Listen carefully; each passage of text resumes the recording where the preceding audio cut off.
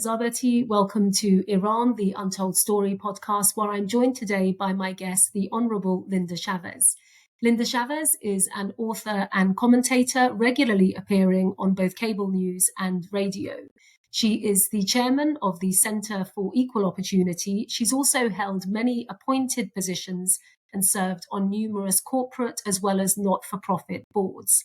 Among the appointed positions have been the following: the chairman of the National Commission on Migrant Education, the White House Director of Public Liaison, staff director of the US Commission on Civil Rights, and Linda was also elected by the UN Human Rights Commission to serve a 4-year term as the US expert to the UN Subcommission on the Prevention of Discrimination and the Protection of Minorities. Linda has also been honored by the Library of Congress as a living legend, and I'm absolutely delighted that the living legend that is Linda Chavez has agreed to join me. Thank you so much, Linda. Great to be with you, Azada. Thank you. Linda, perhaps we could start off with when and how you were first introduced to the NCRI and its leadership, and also what in particular piqued your interest on Iran and human rights. Well, I learned of the NCRI very early. It was the MEK that I became familiar with when I was at the UN. The MEK representatives always attended the Human Rights Subcommission hearings, and they always came armed with lots of material about the kind of repression that was going on in Iran, particularly repression against women. And as you can imagine, that struck a chord with me. And so I was willing to take a position favoring the resolutions condemning Iran. I then sort of lost track, and it really was, I think, 2013, maybe 2012, that I came back into the orbit of the NCRI when I was invited to attend. I think the first time it was a women's conference. I met Madam Maryam Rajavi in those early visits, was very impressed with her, very impressed with the dedication of all of the people who have devoted their lives to trying to achieve a free Iran. And clearly, because I'm interested in foreign policy, held positions in the White House and elsewhere where I dealt with foreign policy issues, I knew that after the 1979 revolution, that Iran became a threat, certainly to the United States, but indeed to the entire world. So I was very happy to find a group that was fighting the regime, that wanted to move toward democratic change in Iran, elected leadership, and all of the protections that we in America take for granted through our Bill of Rights. And Linda, you mentioned Mrs. Rajavi, who is the president-elect of the National Council of Resistance of Iran.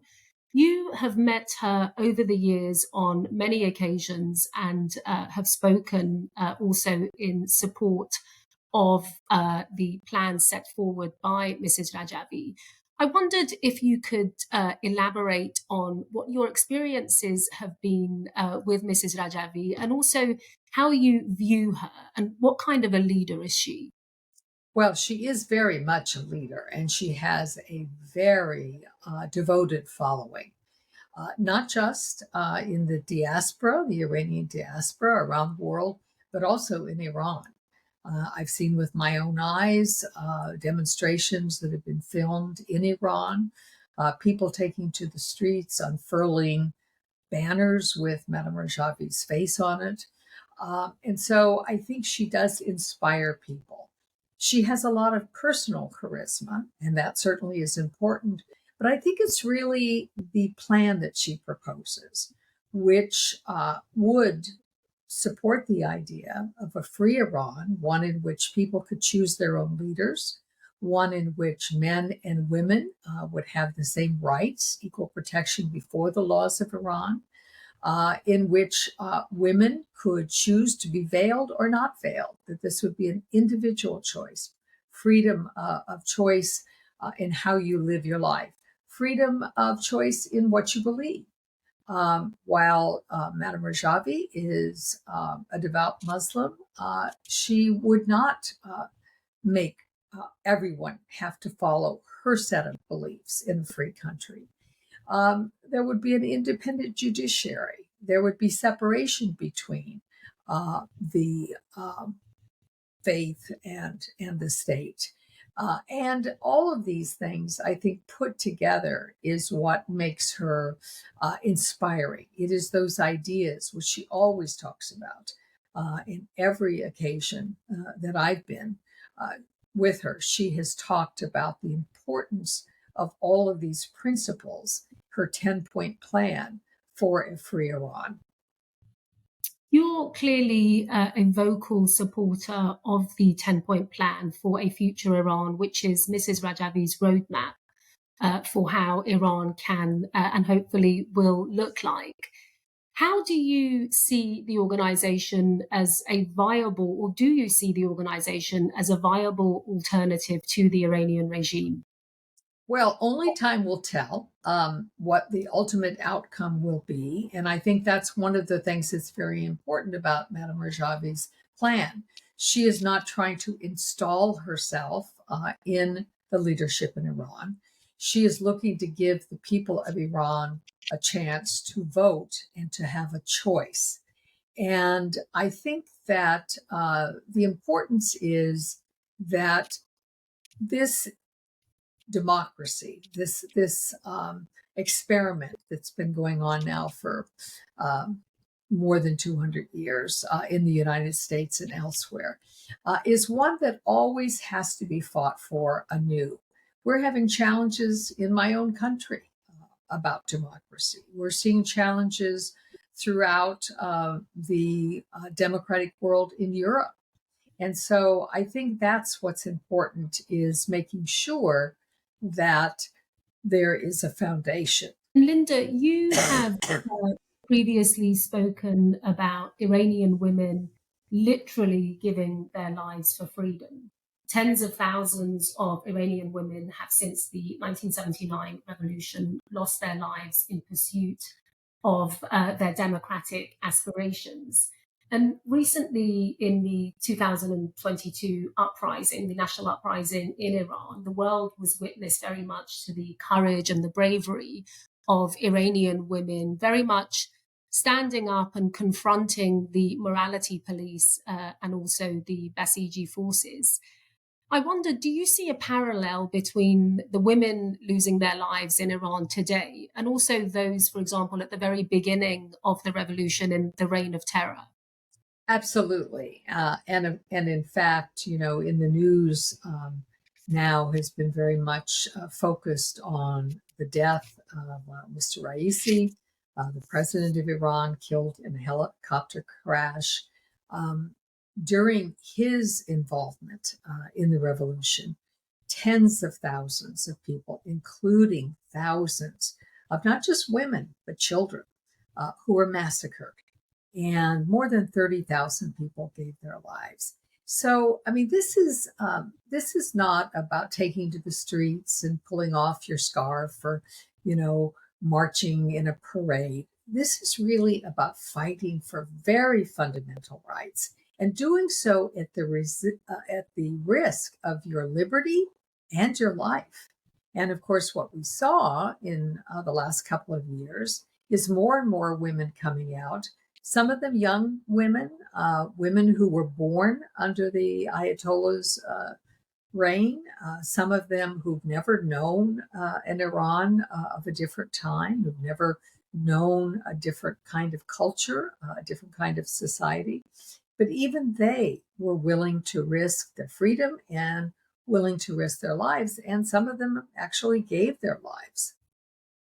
Linda, back in 2017 at a Free Iran rally, you spoke of the Iranian resistance giving you hope. And specifically, you saluted the courage of the MEK and the NCRI. And you said that they give you hope by virtue of the fact that they are so committed to freedom and democracy and the eradication of suppression and the protection of human rights and fundamental freedoms gives you hope. and also mentioned the demonizing campaigns against both organizations. I wondered whether you could elaborate on what values you see in the movement that give you hope that Iran will one day be free, and also whether you have specifically been apprised of demonization campaigns when you were and are publicly supportive of the organization.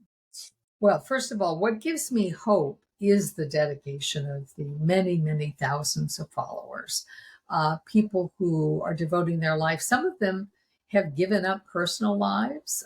They basically spend all of their time involved in this activity. That takes a kind of dedication that only comes if you truly believe.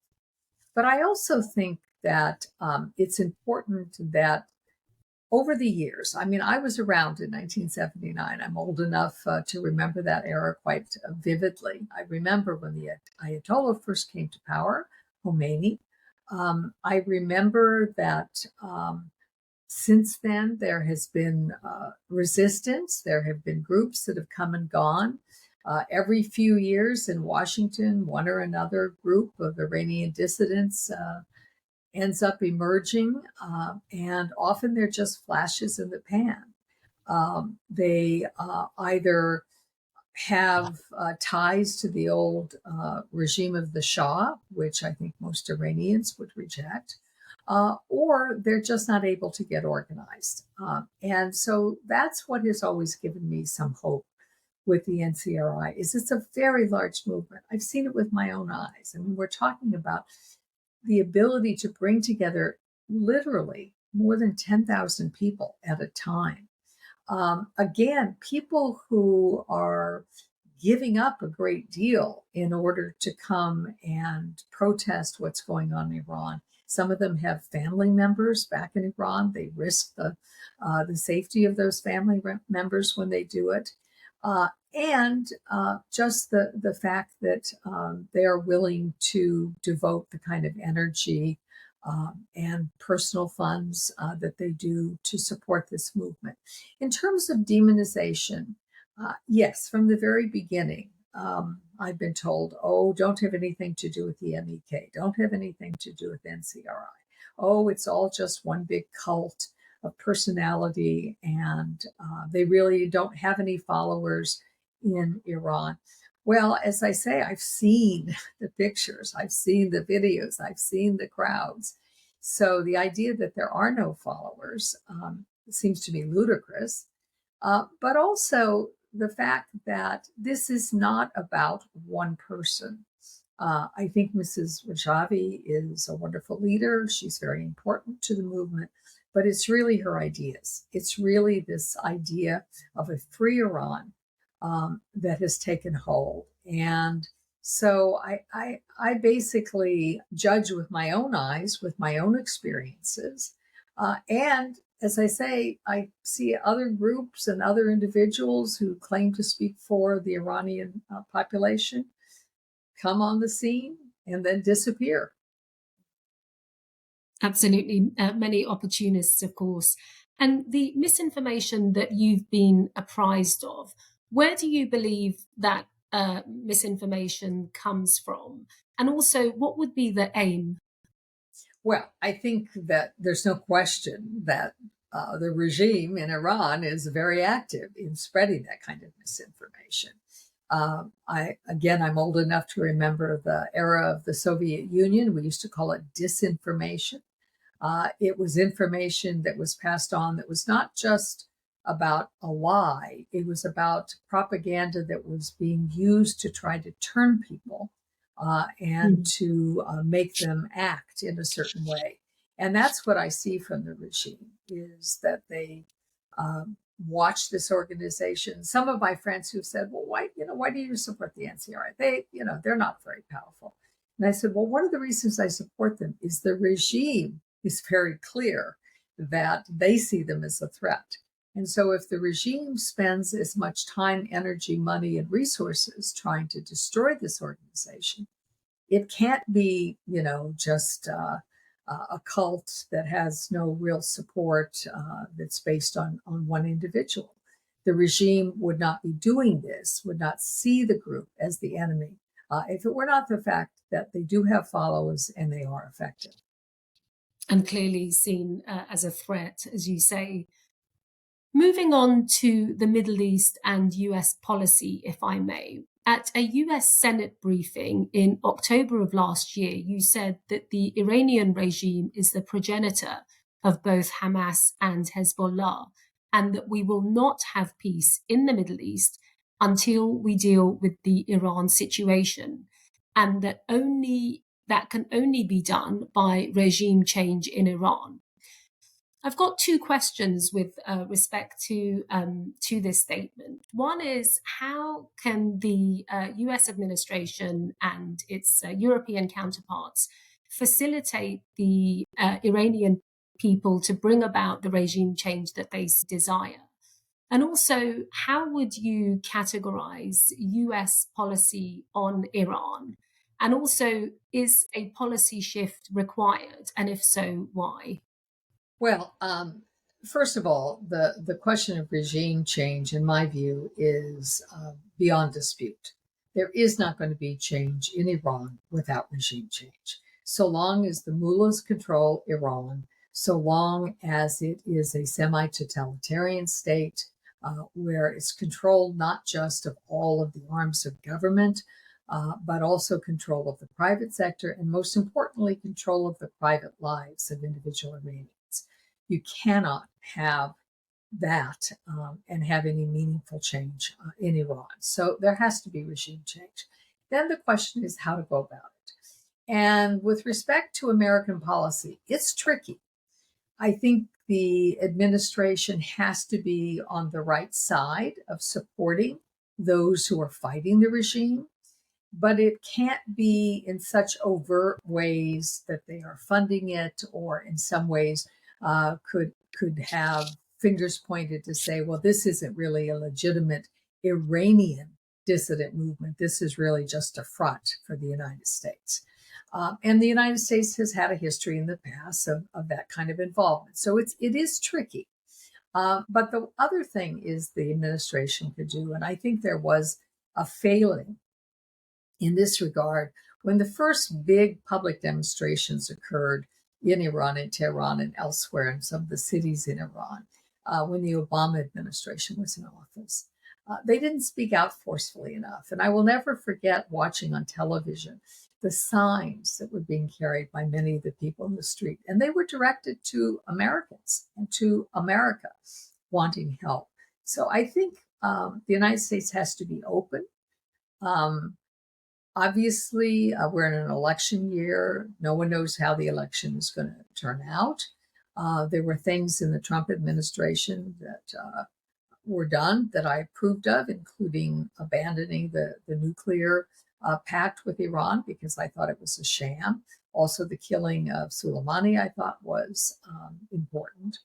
But, I think the Biden administration has not pulled back from those things, as some people fear. There was some fear that there would be an immediate effort to get back into the Iran talks and to an agreement, and that has not happened so far. So I'm still open-minded.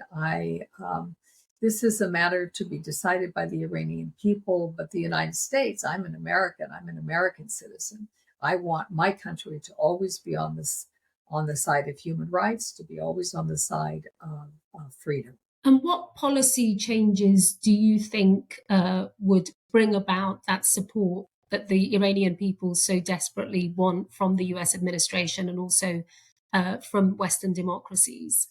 Well, I think just basically opening up and being open to having more movement of people and being more open to the NCRI, I think would be an important policy change. So that would be one of the things that I would add. Since the death of Iran's president, Ebrahim Raisi, on the 19th of May, a snap election has been called in Iran on June the 28th to determine Iran's next president. In recent elections, the Iranian regime have themselves acknowledged that in Tehran, voter participation was as low as 7%. What does that tell us of the upcoming elections in Iran? Well, just because you have ballot boxes and just because some people show up at the polls, some of them coerced, some of them fearful that if they don't show up, they'll be persecuted, doesn't mean it's a free election. And what we've seen over and over again with Iran is there are elections, but they're sham elections. There's control over who can run. There's control, people who have anything approaching a view like Madame Rajavi's would never be allowed to run at all. And so, I don't put a whole lot of faith in these elections. I do remember when Ibrahim Raisi was first elected, there was a lot of hope in the West. Oh, gee, he's one of the moderates. Well, those of us who've been around the block a few times knew he's no moderate. He's a butcher. He is somebody who personally involved himself in the murder of thousands of people.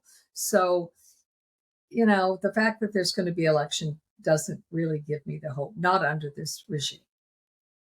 And how significant do you believe Ebrahim Raisi's death is? And also, what could that mean for Iran, but also for the wider world?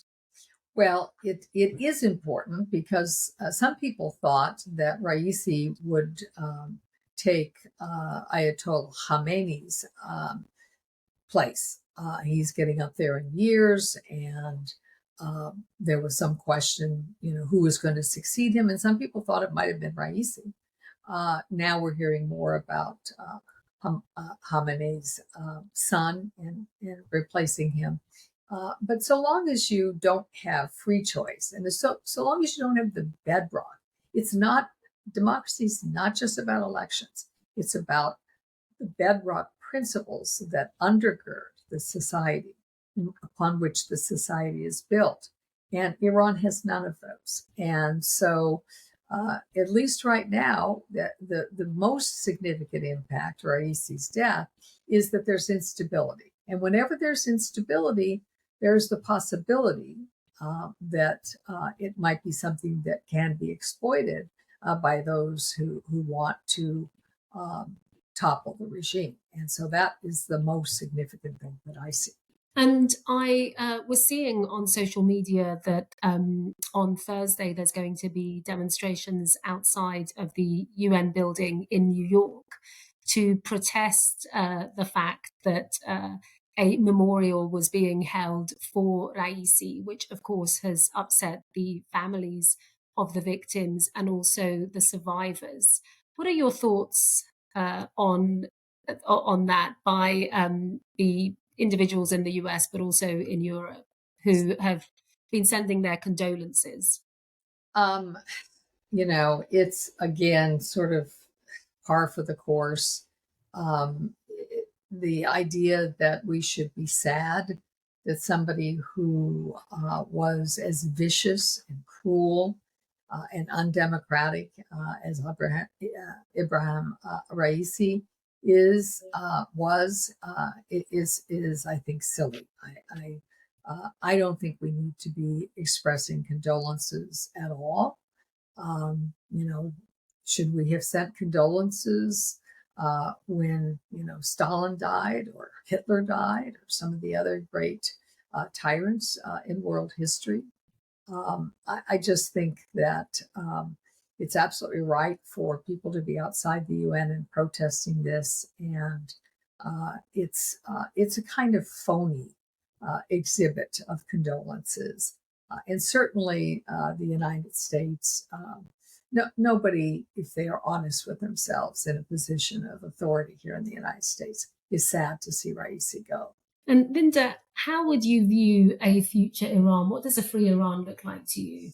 Well, a free Iran looks like a society in which every individual in Iran has certain unalienable rights, the way we do here in the United States: life, liberty, and the pursuit of happiness. I always thought the framers came up with a wonderful description that encapsulates what it is that people are endowed with. And they're not endowed with it by their government, but rather by their creator.